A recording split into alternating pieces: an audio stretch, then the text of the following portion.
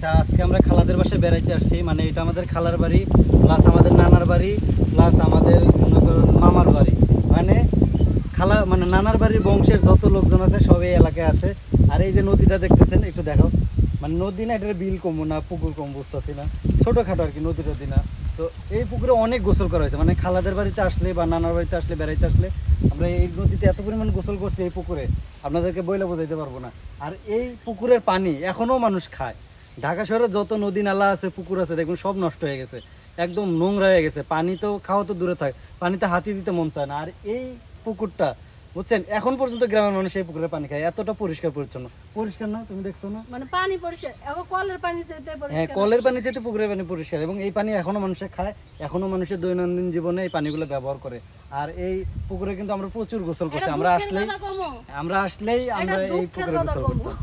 এটা দুঃখের কথা কি জানেন, এই জায়গায় যে চাপ কলের পানি আছে না, ঢাকা শহরে ড্রেনের পানির গন্ধ করে। আচ্ছা, চাপ কলের পানিটা গন্ধ হওয়ার একটা কারণ আছে, কারণ চাপ কলের পানিটা আসলে ওইটা আয়রন আছে। তো এদিকে বেশিরভাগ পানিতে আয়রন থাকার কারণে পানিগুলো খাইতে একটু গন্ধ করে। যারা এইখানে বসতি করে আছে বহু বছর ধরে তাদের কাছে সমস্যা হয় না, কিন্তু নতুন যদি কেউ এলাকায় আসে আইসা পানি খাইতে পারবে না। মানে পানির গন্ধের কারণে এবং পানির যে কালার, কিছুক্ষণ জগে রাখলে একবারে ডিসকালার হয়ে যায়, সাদা পানি লাল পানি হয়ে যায়। আর মূলত এই যে পুকুরটা নিয়ে যে বিষয়টা বলতেছিলাম, এই পুকুরে কিন্তু একদম ছোটোবেলায় যখন নানাদের বাড়িতে বেড়াতে আসতাম তখন কিন্তু গোসল দিতাম, এবং এখন পর্যন্ত এখানে মানুষ গোসল দেয় এবং এই পানিটাই ব্যবহার করে। আর এই গ্রামের যে পরিবেশটা, আমাদের এইদিকে কেউ যদি অরিজিনাল গ্রামের ফিল পাইতে চায় সে যেন মানে উত্তরবঙ্গে আসে। আমাদের অন্য যত গ্রাম আছে, অন্য তো আরও গ্রাম আছে, অনেক এলাকা আছে যে এলাকাগুলোতে মূলত হচ্ছে আপনার উন্নত হয়ে গেছে কিছু না কিছু। একটা কথা কই, তুমি কথায় মূলত আইকে। আচ্ছা, কাকুলির মূলতটা আমরা সবাই কারে নিয়েছি। আচ্ছা, আমি একটু বলে নিই। মানে অন্য যেগুলা গ্রাম আছে সেগুলা মোটামুটি উন্নত হয়ে গেছে। দেখছেন আমার কথাগুলো এরা কপি করে আমার সাথে ইয়া করে এই ভিডিওটা, তারপরে তোমরা ঝগড়া করে। তারপরে কিন্তু আমাদের উত্তরবঙ্গ কিন্তু একদমই উন্নত হয় নাই। মানে উত্তরবঙ্গের যে শহরের সাইডটা আছে শুধু সেইটাই উন্নত হয়েছে, কিন্তু এর বাইরে যে গ্রাম অঞ্চলগুলো আছে এগুলো এত পরিমাণ গ্রাম, এই জায়গায় এমনও গ্রাম আছে যে গ্রামে এখনো ঠিকঠাক মতো রাস্তা নাই, কারেন্ট নাই, এরকম একটা অবস্থা গ্রামে। আমরা মনে 1 কিলো হাইটা যাইতে হইব। হ্যাঁ, 1 কিলো 2 কিলোর মতো রাস্তা হাইটা যাওয়া লাগবে, কোনো গাড়ি নাই, কোনো ভালো রাস্তা নাই, একদম প্যাক কাদা দেওয়া, অবস্থা খারাপ। তাও রাতের বেলা যে ওর কথা শুনে এখানে আসতে চান, শেষে ওর খালাকে আর ওর নানিকে ফোন দিবেন। গ্রামের যারা অথেন্টিক ফিল পাইতে চান তারা উত্তরবঙ্গে আসবেন। উত্তরবঙ্গে আসলে গ্রামের অভাব নেই, একদম অরিজিনাল অথেন্টিক গ্রামের ফিল পাইবেন।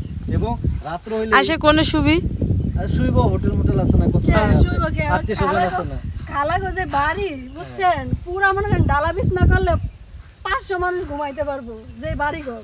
আর এখানে কিন্তু রাত হইলে এত পরিমাণ অন্ধকার হয়, কারণ আশেপাশে কিন্তু কারেন্টের ব্যবস্থা খুবই কম, লাইট। আর যে 2-4টা বাড়িতে কারেন্ট আছে ওই 2-4টা বাড়িতে কিন্তু কারেন্ট থাকে না, চলে যায়, অনেক কারেন্ট যায়। এবং কারেন্ট যায় কারণ আছে, কারণ যে বাতাস হয় এই বাতাসে এই তারগুলো দেখতেছে, এই তারগুলো ছুটে যায়, তার ছুটে যায়, গাছ ভাঙা পড়ে, যেহেতু প্রচুর গাছ গোছালি, গাছ ভাঙা তারের উপরে পড়লে কারেন্টটা ইয়ে হয়ে যায়। এই দিককার মতো বাতাস তুই ঢাকা শহরে পাবি না, বুঝছস? এখানের বাতাসটা সবচেয়ে ভালো, মানে নিঃশ্বাস নিলে এত সতেজ একটা ভিতরে ভাব আসে যেটা আসলে অন্য কোথাও পাওয়া যায় না, ঠিক আছে না?